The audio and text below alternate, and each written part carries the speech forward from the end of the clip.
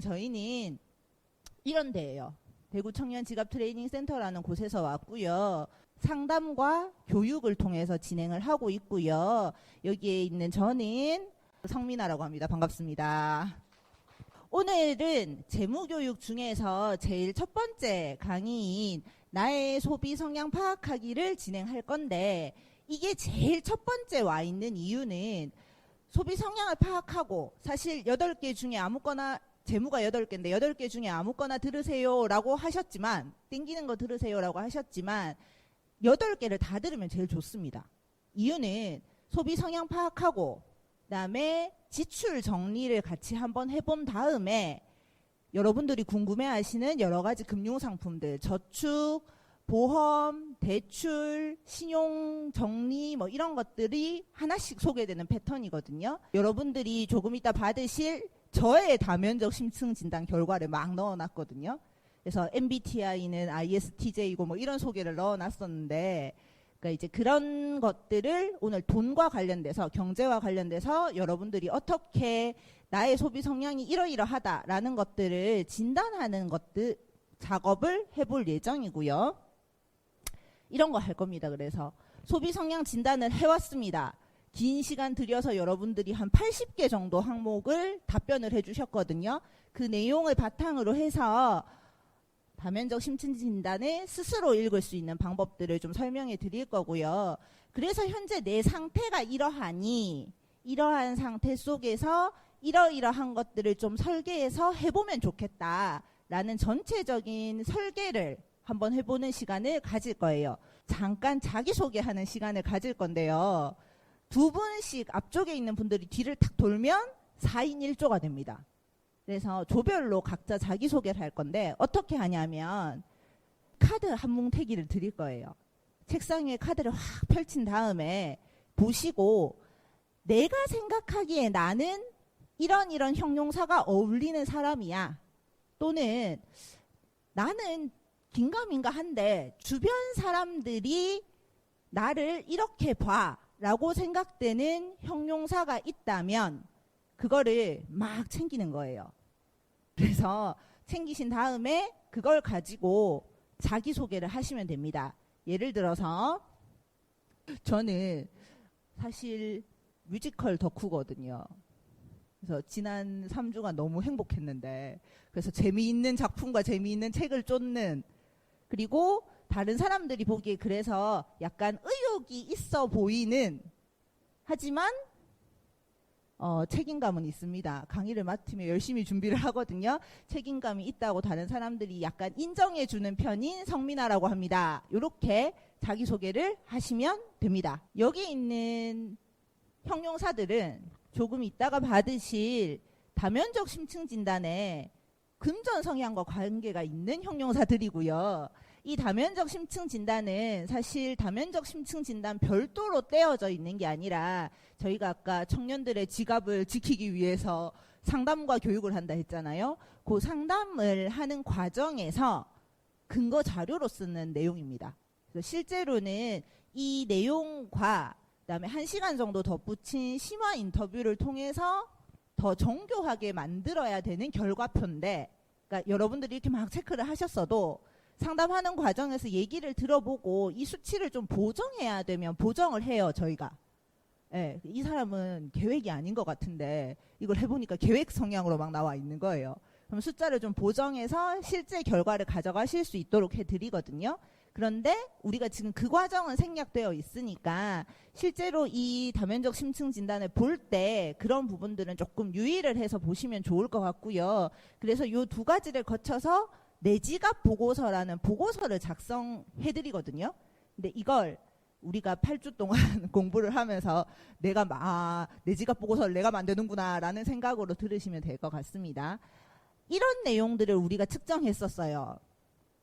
문항이 되게 많았는데 위에 제목이 있었던 거 기억나세요? 문제 푸느라 정신이 없으셨죠?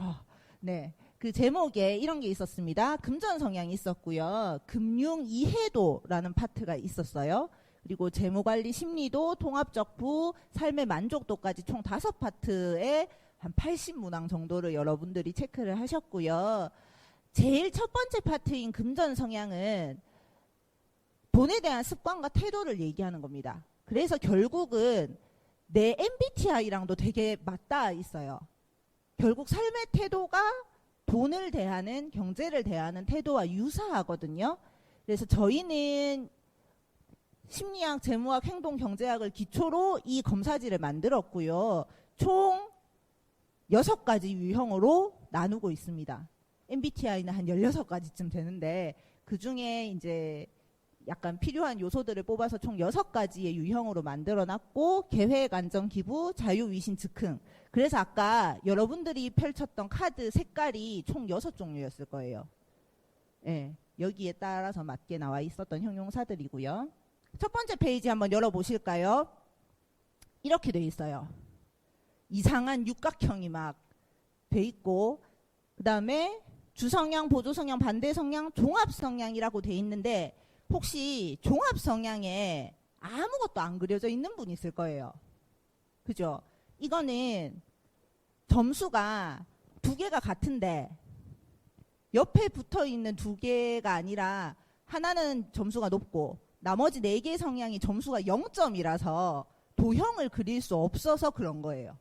그리고 첫 번째 장을 딱 넘기시면 뒤에 상세한 설명이 되어 있는 가장 첫 번째 페이지가 나의 금전 성향이라고 보시면 됩니다. 그리고 그 뒷장에 또 하나 내지는 2개의 설명이 더 붙어 있을 거거든요. 그것들이 나의 보조 성향이구나 라고 보시면 되고, 전체 표는 이렇게 봅니다. 제일 먼저 종합 성향을 봐요. 이 중에 점수가 가장 높은 게 나의 금전 성향인데, 잘 보시면 종합 성향을 보니까 계획과 안전의 점수가 같죠. 그러면 난 계획 성향인 거야, 안전 성향인 거야? 주성향으로 가서 점수가 가장 높은 걸 봅니다. 보는 순서는 이거예요. 종합 먼저 보고 주성향을 본다. 근데 주성향마저 점수가 똑같다. 그러면 반대 성향에서 점수가 더 낮은 걸 선택하시면 돼요. 근데 그것마저 똑같다. 그러면 보조 성향의 점수가 높은 거. 이런 순서예요. 이게 나를 전부 다 설명하진 않거든요. 그리고 특히 금전 성향은 나의 기본 성격뿐만 아니라 현재 내 경제 상황에 따라서도 달라져요. 그래서 우리가 지금 내일저축계좌 프로그램을 다 하고 계시잖아요. 그래서 사실 한 3분쯤 제가 넣고 나서 이 집단은 이렇게 생각했는데, 이유가 뭐냐 하면 장기간 저축을 하시는 분들이라서 계획과 안전 성향이 기본인 거예요. 설명을 드리겠지만 저축을 계획하고 일단 돈을 모아야 되기 때문에 덜 써야 된다는 게 기반인 사람들인 건 거예요. 우리의 현재 상황이. 그래서 전반적으로 여러분들 계획과 안전 성향이 다 높으신 분들이고요. 이건 내 원래 성격이 그럴 수도 있고 아니라 나를 둘러싸고 있는 현재 환경 때문에 그럴 수도 있다라는 걸 말씀드리려고 길게 설명했습니다. 너무 깊게 생각하지 말고, 역시 정답이 없고요. 상황에 따라서 변동이 됩니다. 먼저 즉흥 성향이에요. 즉흥은 말 그대로 단어에서 느껴지는 대로 일단 이런 스타일, 저게 너무 마음에 들어, 사야 돼요. 그러니까 즉흥 성향이 혹시 조금 높아서 내 성향이나 보조 성향에 즉흥이 있었던 분이면 한번 나의 소비 패턴을 생각해 보세요. 그리고 내 주변에 이런 사람이 없는지도 한번 생각해 보시면 됩니다. 그래서 주변 사람들이 보기에 굉장히 대담해 보여요. 저거 하면 바로 탁 하거든요. 그리고 저 사람 재미를 좀 쫓는 스타일인데, 그리고 굉장히 개방적이네, 충동적이기도 한 것 같고, 왜 앞뒤 생각 안 하고 저렇게 덤벼들어? 라고 보일 수 있는 스타일이 즉흥이에요. 근데 장점이 굉장히 많습니다. 즉흥은 다른 사람들이 보기에 되게 멋있어 보여요. 어쨌든 일단 거침이 없어 보이거든요. 그래서 주목과 인정을 받는데 조금 뛰어나고요. 그 다음에 기회가 왔을 때 내 필이 탁 꽂혔다 같이, 그러면 빠르게 대응할 수 있는 장점이 있습니다. 모험가 그래서 뜻밖의 일들을 잘 즐길 수 있고, 위험도 감수하고 스릴을 즐기는 스타일이기도 해요. 단 돈이 없을 때도 돈을 써요. 어떻게 쓸 수 있을까요? 대출과 신용카드로. 신용카드도 대출이다라는 얘기를 뒤에 대출 시간에 할 건데, 그런 식으로 내가 현재 가지고 있는 자산이나 현금이 없더라도 내가 해야 되는 일이 발생하면 지르는 스타일들이 즉흥이에요.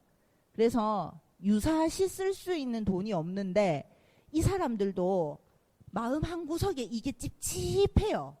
그래서 자기 씀씀이에 대해서 사실 솔직하게 얘기를 잘 못해요. 그 주변 사람들이 추측하는 거죠. 아, 쟤는 어디서 돈이 펑펑 쏟아져 나오나? 뭐 이런 생각이 들 정도로 돈을 함부로 쓰는 것 같네? 라고 주변 사람들도 생각하고 본인도 주변 사람들이 그렇게 생각할 수 있다는 것도 알고는 있어요. 하지만 일단 내가 즐거운 것들은 좀 질러줘야 된다. 이런 스타일들은. 이렇게 생각하시면 되고요. 기분은 즉흥이랑 조금 다릅니다. 즉흥은 내가 좋아야 되거든요. 기분은 남이 좋아야 돼요. 이 사람들은, 기부 성향이 높은 사람들은 다른 사람을 위해서 돈을 써요. 그래서 밥 잘 사는 친구들, 이런 분들이 기부 성향이 높거든요. 강력한 가치와 신념을 지니고 있고 다른 사람들을 위해서 베풀 줄 아는 사람이라서 다른 사람이 이 사람을 필요로 해요. 그리고 다른 사람의 욕구에 무엇보다 민감하게 반응하시는 분들이 기부 성향들이에요. 그러니까 자기가 뭘 좋아하는지는 잘 모를 수 있는데 우리 엄마가 좋아하는 게 뭔지는 잘 알 수 있는 사람들이에요. 그러니까 물론 그 기부의 방향이 어디로 가느냐에 따라서 다를 수 있죠. 그러니까 가족은 잘 모르겠고 내 친구 이럴 수도 있고요. 그래서 기부 성향이 굉장히 높은 분들은 다른 사람들한테 베푸는 게 사실 일상이거든요. 그러니까 저런 사람이 세상에 있어? 이런 생각이 드실 수 있으나 제가 이제 상담했던 분 중에 기부 성향 진짜 높으신 분들은 일주일에 5일 출근하는데 3번을 자기 부서 사람들한테 커피를 사들고 매일 아침 출근을 하세요. 예. 뭐 그런 사람이 다 있나 싶기도 하잖아요, 우리. 예. 근데 자기는 그게 너무 일상화되어 있어서 별로 개의치 않고, 근데 뭐 그 사람이 팀장이거나 부장인 것도 아니에요. 근데 그게 너무 좋은 거예요. 아침을 팀원들과 같이 커피 한 잔으로 시작할 수 있는 거. 그래서 그걸 일주일에 3번씩 하신다 하더라고요. 그래서 솔루션은 줄이세요였긴 했는데 그런 사람들이다. 다만 그 팀원들이 오늘은 커피가 좀 별로네 이렇게 얘기하면 굉장히 실망해요. 물론 일상적으로 하는 일이긴 하지만 내가 마음을 내서 준비한 것이기 때문에 그게 거부당했을 때 굉장히 슬퍼하는 사람들이고요. 너무 자주 많이 기부함으로써 다른 사람들의 의존성을 굉장히 높이는 사람들이기도 하면서 아까 즉흥과 비슷하게 나를 위해서 쓰는 돈은 없을 수도 있는 사람들이에요. 지금 설명해 드리는 건 그러니까 옆에 있는 보조 성향이 없이 주 성향이 이렇다라는 거예요. 자, 계획입니다. 계획은 쭉 다 설명을 들으면 사람들이 계획이 짱이네 이렇게 생각하시거든요. 그렇진 않아요. 금전 성향이 약간 관리를 좀 해야 되는 것 같잖아요, 돈은. 그래서 관리가 가장 잘 되는 것 같은 계획이 제일 좋은 거 아니야? 라고 생각을 하실 수 있으나 단 이 사람들은 다른 사람들하고 관계 맺기를 약간 어려워하는 사람들이에요. 이해가 잘 안 되거든요. 저 사람들이 왜 저렇게 하는지. 그 극단적 T들 생각하시면 T와 극단적 J들 생각하시면 됩니다. 그러니까 계획을 세워서 저렇게 하면 되는데 목표 정해서 저렇게 하면 되는데 왜 저래? 라는 단점이 있으나 자기가 세운 목표는 끝까지 잘 완수하고 해낼 수 있는 사람들. 그게 금전적인 부분뿐만 아니라 실제 생활에서도 그런 게 굉장히 잘 드러나는 사람들이거든요. 그래서 돈이 나의 목표 달성을 도와요. 그리고 이 사람들은 주변에서 봤을 때 굉장히 책임감도 있어 보이고 뭔가 일을 잘하는 것 같고 끝까지 해내는 것 같고 의욕이 넘치고 적당히 잘 아껴 쓸 줄 아는 것 같은, 목표를 잘 설정하고 달성하고 예금도 있고 자기가 진짜 원하는 물건을 잘 살 수 있다는 장점이 있으나, 말씀드렸다시피 다른 사람들이 내 기준에 안 맞으면 관대함이 굉장히 떨어져요. 그리고 내가 뭔가 계획을 세워서 하는데 중간에 다른 게 들어와요. 그러면 굉장히 스트레스 받아요. 계획과 비슷한 게 안전인데요. 안전은 내가 갖고 있어야 편안한 사람들이에요. 그래서 얼마를 갖고 있어야의 문제가 아니에요, 이분들은. 일단 많이 갖고 있으면 좋겠다라고 생각하시고요. 많이를 구체적으로 계획하시는 분이면 계획이고, 그냥 나는 돈이 좀 많았으면 좋겠고 일단 이 정도는 있었으면 좋겠어 라고 생각하면서 안 쓰고 모으는 사람들. 그래서 사실 6개의 성향 중에 저축을 가장 잘하는 사람들이 안전입니다. 이분들은 즐거움을 뒤로 미룰 줄 알고 친하게 지내면 할인 행사를 정말 잘 알려줘요. 이렇게 하면 물건을 싸게 살 수 있어. 지금 무슨 행사를 한대. 이거를 가장 잘 하시는 분들이 안전이고요. 다만 저축을 너무 많이 해서 당장 쓸 돈이 부족하실 수도 있어요. 이런 스타일인 거죠. 극단적으로 얘기하면 월급이 200만 원인데 최저임금이 200이잖아요. 200만 원인데 180 저금하고 20으로 살면서 나 돈이 없어 이렇게 얘기하시는 분들. 이 극단적 안전들이에요. 네, 그래서 비용 때문에 다른 활동을 잘 안 하세요. 실제로 안전 성향이 높으신 분들은 모임도 잘 안 나가시고, 그다음에 특별히 뭐 하는 취미 활동 같은 것도 잘 없고, 집에서 OTT를 즐기시거나. 근데 그 OTT도 본인이 돈을 내지 않아요. 4인 이렇게 해가지고 누군가의 걸 빌려서 본다거나 뭐 이렇게 하시거든요. 그래서 이런 걸 좀 피하는 경향이 있는 사람들이기도 하고, 원하지 않는데 할인 행사를 하니까 많이 사서 재놓으시는 분들이기도 해요. 네, 그래서 혹시 우리가 약간 안전과 계획이 많거든요. 우리 집을 한번 잘 생각해 보세요. 내 방에 이런 거 없었는지, 할인 행사 때 많이 사서 재놔야지 하고 재놓고 안 쓰는 거 있는지. 그래서 그런 것들은 안전 성향이 발휘돼서 그런 거다라고 생각하시면 되고요. 우리 중에 위신은 없습니다. 근데 위신은 나이가 점점 들어가면 들어갈수록 생기는, 특히 남자분들이 좀 많이 생기는 스타일의 금전 성향이에요. 다른 사람들에게 잘 보이기 위해서 돈을 쓰는 거예요.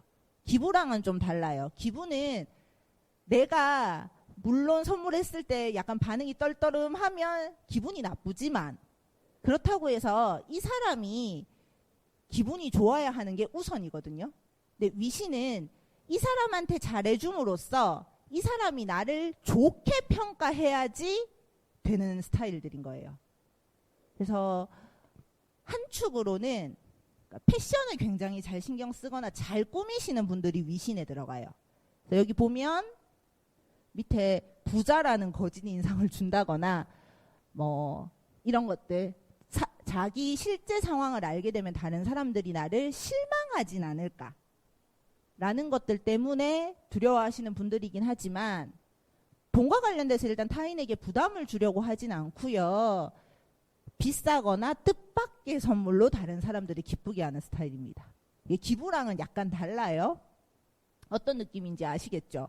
약간 딱 봤을 때 좀 멋있는 사람인데, 그게 외형적으로 특히 잘 드러나는, 그러니까 사회생활을 하게 되거나 누군가를 자꾸 만났을 때 내 인상을 잘 관리해야 되는 게 있잖아요. 그래서 그런 것들을 사실 잘하는 타입들이 위신이기도 합니다. 자, 마지막 자유입니다. 이분들이 세상을 바꾸는 분들이에요. 이분들은 세상에 돈이 별로 중요하지 않은 사람들이고요. 극단적으로 얘기하면 이유는 돈보다 훨씬 중요한 가치들이 세상에 너무 많다고 생각하기 때문에. 그래서 돈과 관련된 일로 주의를 빼앗기지 않아요. 내가 해야 될 일이 있으면 그걸 하지, 나 돈이 없어서 그걸 못해, 이런 스타일은 아니고요. 그리고 그렇기 때문에 가지고 있는 걸 쉽게 잘 나누면서 새로운 상황에 적응도 굉장히 잘하시고 모든 게 잘 될 거야. 세상은 꼭 바뀔 거야. 라고 얘기하시는 분들. 그래서 약간 활동하시는 분들, 사회운동하시는 분들이 자유가 조금 많으세요. 네. 그리고 그렇기 때문에 한편으로는 금전 관리에 대해서는 자신감이 없어요.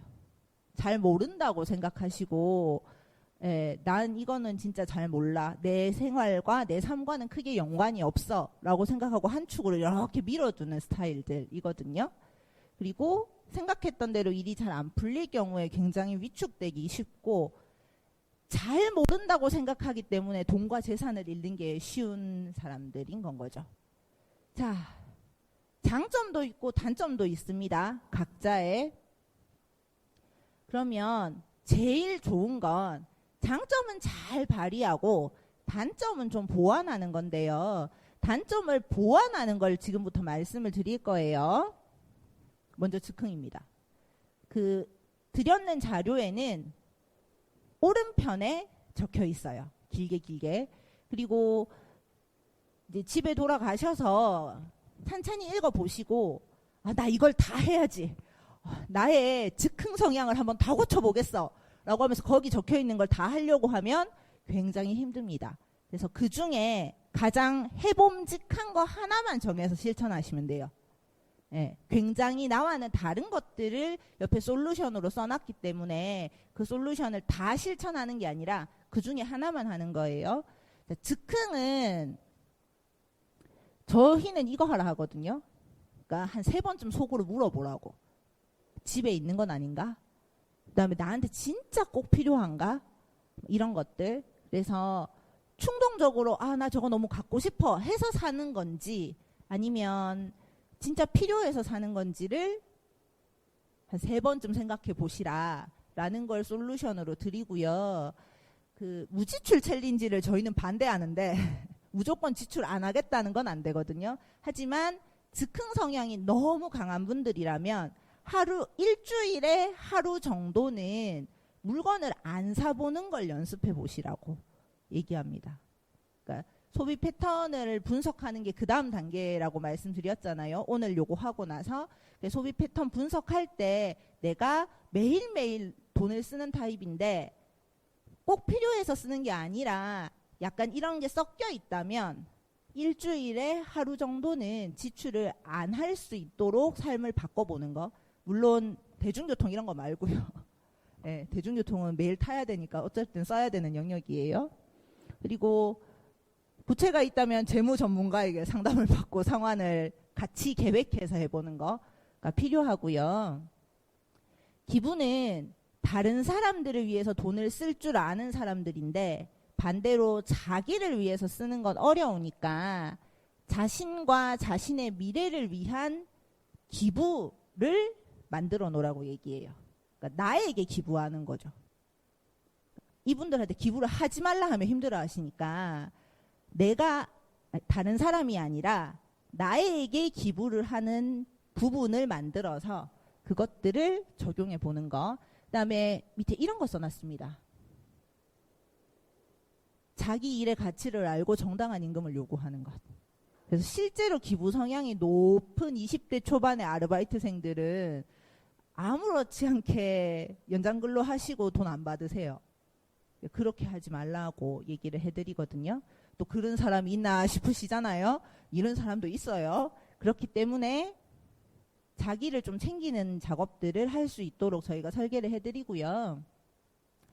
계획은 관대함을 기르는 게 핵심이고, 근데 이분들한테 모든 계획을 때려치우세요라고 얘기를 하면 힘들어 하시기 때문에 다소 즉흥적인 자세라고 얘기하면서 그러니까 마음대로 쓸 수 있는 돈의 영역을 만들어 드려요. 예를 들면 한 달에 최저임금 200을 받는 것 중에서 꽉 채워서 200만 원을 다 쓰고 계실 거거든요. 계획 성향이 강한 분들은. 그 중에 5만 원에서 10만 원 정도는 이름은 마음대로 붙이셔도 돼요. 예를 들면 뽀미 통장, 나를 위한 통장이라고 만들어 놓고 그 안에 매달 5만 원, 10만 원씩 집어넣은 다음에 나를 위한 선물을 그 돈 안에서 그냥 맘대로 하는 거예요. 이번 달은 별로 그러고 싶지 않아 하면 넘어가시고, 그러면 그대로 쌓여 있겠죠.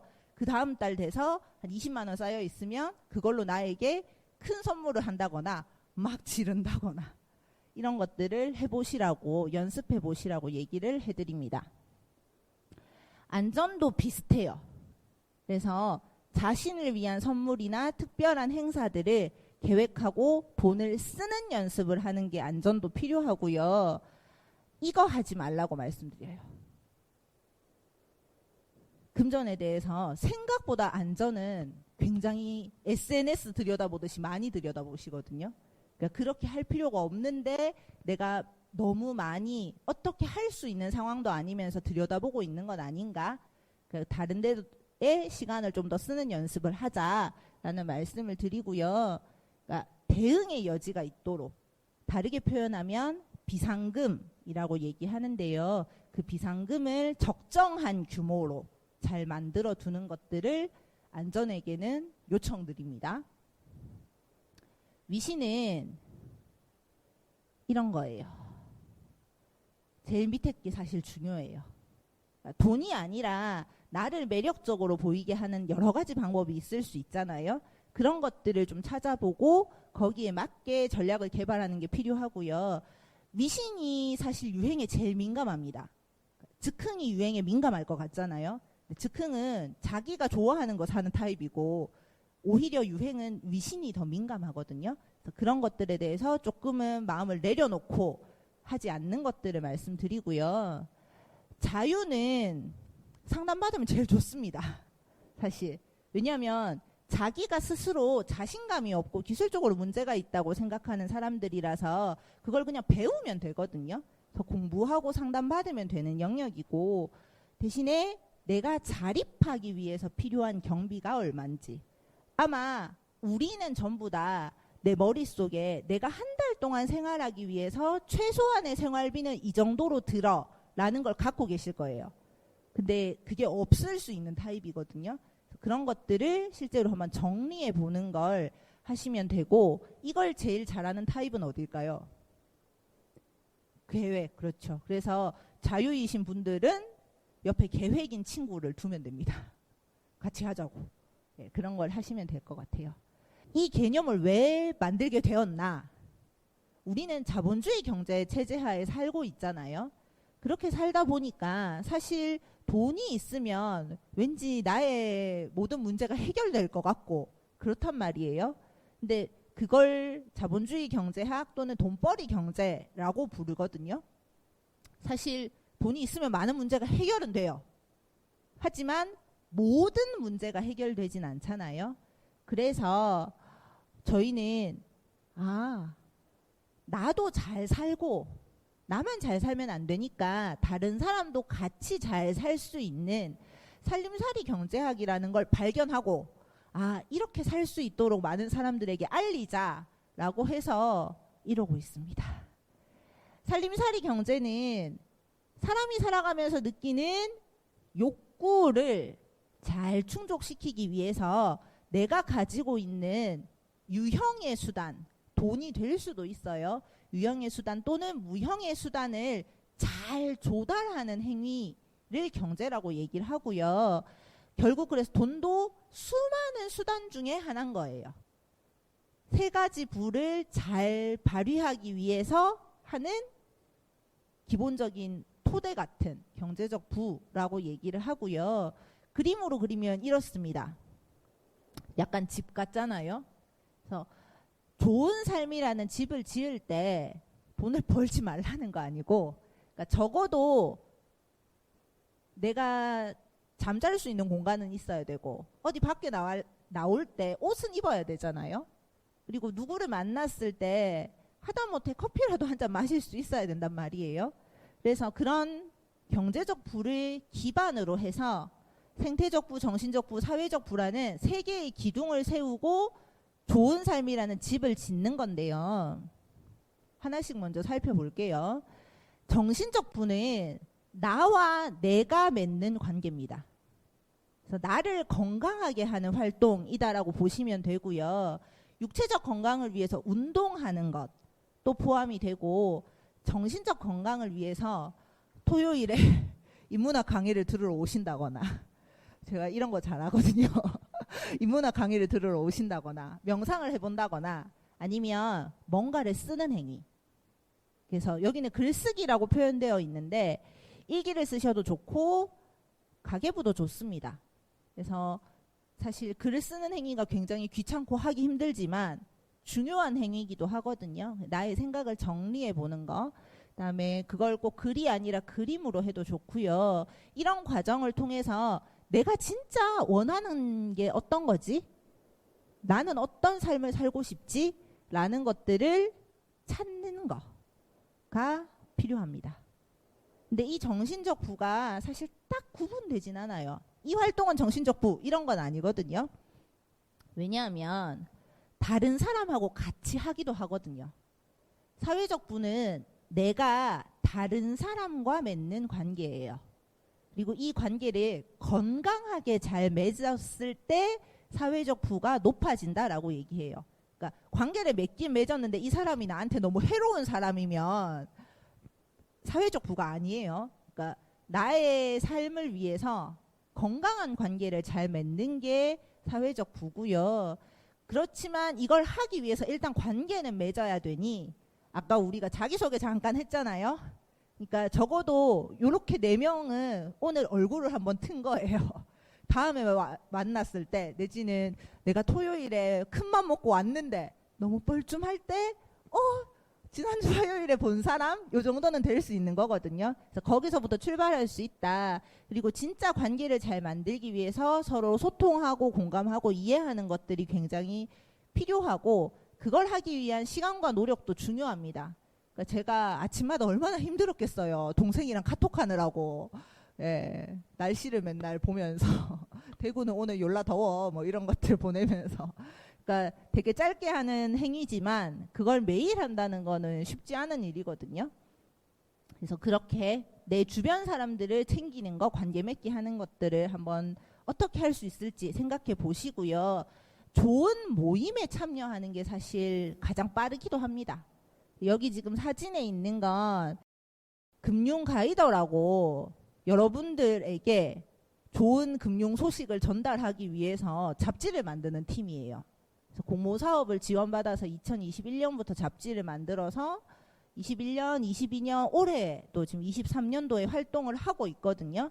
그래서 저렇게 모여서 1년 동안 같이 금융 공부도 하고 맛있는 거 먹으러도 다니고 놀러도 다니고 뭐 이렇게 하는 팀들인데 그래서 이런 모임들을 해보는 것도 사회적 부를 높이기 위한 좋은 방법이에요. 자, 생태적 부입니다. 이 생태적 부는 크게 2가지로 나눠지고 아마 아까 앞에 있었던 거랑 제일 생소한 개념일 거거든요. 2가지 중에 하나는 자연과 관계 맺기를 잘하는 거예요. 그런 뉴스 들으셨죠? 7월에 비가 안 오는 날이 3일밖에 없을 거다. 원인은 엘니뇨가 너무 심해져서 이런 과학 시간에 배웠던 엘니뇨, 라니냐가 다시 등장하면서 기후위기다 그래서 그리고 6월에 되게 덥고 다시 8월에 엄청난 무더위가 올 거다라고 얘기를 하고 있고요. 매년 최고 기온을 갱신한다라는 뉴스가 나오고 있어요. 이렇게 최고 기온이 갱신되다가 한 20년 후쯤에 대구는 도대체 여름에 낮 최고 기온이 몇 도까지 올라갈 것인가 라는 걸 생각하면 어쨌든 20년쯤 지나도 나는 한 50대, 60대일 건데 여기서 어떻게 살아갈 수 있지 이런 생각이 들지 않으십니까? 그래서 기후위기와 관련된 활동하는 거 그러니까 아마 다면적 심층 진단에 제일 끝에 이런 질문이 있었을 거예요. 예. 기후위기와 지구를 위해서 하시는 활동이 있나요? 네, 아니요 정도로 물었는데요. 하고 있는데 모르는 것도 있어요. 예를 들면 우리 열심히 분리배출 하잖아요. 그런 행위들도 사실 내가 나의 생태적 부를 위해서 하는 행위인데 너무 일상적이고 뭐 이게 이렇게 생각하시니까 인지를 잘 못하시는 거예요. 사실 생태적 부는 그렇게 인지해서 실천의 범주를 좀 높여가는 게 더 중요합니다. 그래서 이거는 그런 사진입니다. 얼마 전에 기후 시계가 7년에서 6년으로 바뀌었어요. 동대구역 앞에 있거든요. 우리나라에서 기후 시계가 두 번째로 있는 도시인가 그래요. 대구가. 동대구역 앞에 있고 1.5도가 올라가기까지 남은 시간 이렇게 하면서 작년 한 9월인가 10월쯤에 이 시간이 7년에서 6년으로 바뀌었어요. 시계가 계속 거기 가면 돌아가고 있거든요. 그래서 한번 살펴보시면 좋을 것 같고요. 생태적부의 다른 측면 하나는 공공성입니다. 여기랑 관계 맺기 하는 거. 우리가 지금 다 하고 있어요. 정부 정책 잘 활용하는 거. 그리고 좋은 정책이 잘 만들어질 수 있도록 우리 관심을 갖고 투표하는 거. 사회 참여하는 거. 이런 것들이 되게 중요하고요. 뭐 대구는 다 그렇지 뭐 이렇게 생각하는 사람들한테 그렇지 않다. 대구에도 얼마나 좋은 청년 정책들이 많은데 라고 얘기해 줄 수 있도록 잘 하면 좋습니다. 다르게 표현하면 이거예요. 우리가 잘 살기 위해서 필요한 건 공간과 시간과 관계인 거예요. 관계는 아까 4가지부 얘기하면서 설명해 드렸어요. 나랑도 관계를 잘 맺어야 되고 다른 사람과도 잘 맺어야 되고 자연이나 공공재와도 관계를 잘 맺어야 되는 거예요. 그래서 참여도 해야 되고 연애도 하시면 좋습니다. 가장 강도 높게 관계를 맺는 거라서. 그리고 미래와 관계를 잘 맺는 거, 그러니까 기후위기 이런 거 생각해 보는 거. 그리고 시간은 이 저녁 시간에 다들 귀하게 시간을 내서 오셨잖아요. 그러니까 뭔가를 배우고 쉬는 시간도 굉장히 중요하고요. 일할 수 있는 시간도 중요합니다. 그리고 그렇게 일을 할 수 있는 안전한 공간. 그러니까 일도 안전하게 잘해야 되잖아요. 안전한 그런 공간들, 그다음에 주거도 마찬가지로 그런 식으로 안정되어 있어야 되고요. 환경도 그렇습니다. 최근에 전세 사기 얘기 많이 나오잖아요. 그러니까 집이 어떤 정책에 의해서 법망의 사이사이를 피해서 안전하지 못한 공간이 될 수 있다라고 된 게 이번에 그 전세 사기 사태의 한 측면이라고도 생각해요. 그래서 생각해 봤어요. 그러면 아까 이 공간 시간 관계를 잘 고려했을 때 내가 잘 살기 위해서 필요한 게 뭐가 있지? 라고 생각해서 제가 잘 살기 위해서 필요한 것들을 막 써봤어요. 그러니까 저는 집이긴 한데 조건이 있어요. 내 물건을 내 맘대로 둘 수 있어야 돼요. 그래서 내 물건을 내 맘대로 둘 수 있는 집이 있었으면 좋겠고요. 집이랑은 조금 다르게 제가 독서도 취미거든요. 그래서 내가 원하는 책을 잘 볼 수 있는 환경. 그러니까 사는 것도 될 수 있을 거고 대출도 될 수 있을 거예요. 도서관을 활용한다거나 뭐 그런 것들. 그리고 일단 월 고정적 수입이 있었으면 좋겠어요. 저는 제가 프리랜서로도 좀 길게 살아봤는데 힘들더라고요. 그래서 고정적인 월 수입이 있으면 좋겠다라는 생각이 들고 아프면 안 되겠다. 잘 살려면. 뭐 이런 생각도 했고요. 그다음에 고민을 나눌 수 있는 좋은 어른이 제 주변에 있으면 좋겠다라는 생각이 들더라고요. 내가 그렇게 되겠다가 아니고 내 주변에 그런 사람이 있으면 좋겠다. 그다음에 이런 거 제대로 대화가 가능한 세상. 제가 민원 전화 받는 일도 좀 하고 있어서 민원 전화는 대화가 잘 안 되거든요, 여러분. 그래서 그런 거 하면 좋겠다. 그다음에 필요한 것들이 나만 필요한 게 아니라 똑같이 다른 사람들도 다 필요하다면 그 사람들끼리 모여서 공동의 필요를 함께 조달하는 거예요. 이걸 협동경제라고 얘기를 하고 우리나라는 대대로 협동경제의 민족이었습니다. 품앗이, 두레, 개 역사 시간에 다 들어보셨죠? 이거 다 협동경제예요. 농업을 하는 과정에서 모든 사람들이 일손이 필요하니까 하루는 이 집 가서 일해주고 하루는 저 집 가서 일해주고 하루는 우리 집 와서 일하고 이런 것처럼. 그러면 우리가 지금 공동으로 필요로 하는 것은 무엇인가? 라는 걸 한번 생각해 보는 거예요.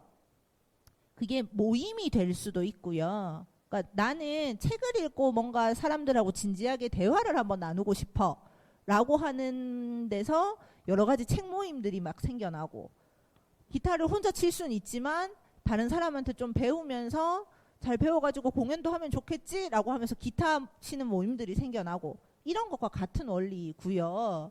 그다음에 여기 지금 사진 찍어놨는 디딤이라고 하는 협동조합인데요. 얘는 어떤 데냐 하면 그 청년들이 신용 점수가 사회에 처음 딱 나왔을 때 1에서 1000점 중에 1000점을 주고 시작하지 않잖아요. 그래서 점수가 예전으로 치면 5등급, 1에서 10등급 중에 딱 중간 등급을 주고 시작을 하니 어려운 상황이 발생했을 때 일금융권 은행에서 대출이 잘 안 되는 거예요. 근데 이 청년들은 큰 돈이 필요한 게 아니라 50만 원 정도의 생활비가 필요한 사람들이거든요. 그러니까 그러면 은행이 대출 안 해주면 우리끼리 돈 모아서 청년을 스스로 돕자 해서 만든 협동조합 형태의 단체입니다. 그래서 5년째 대구에서 잘 굴러가고 있습니다. 네, 소개를 드리고요. 시장경제는 굉장히 중요한 영역입니다. 필요한 영역이고요. 다만 시장경제를 대하실 때 이윤만 추구하는 게 아니라 이윤도 추구하는 방식을 고민해 보셨으면 좋겠어요. 어쨌든 시장에는 사람이 있잖아요.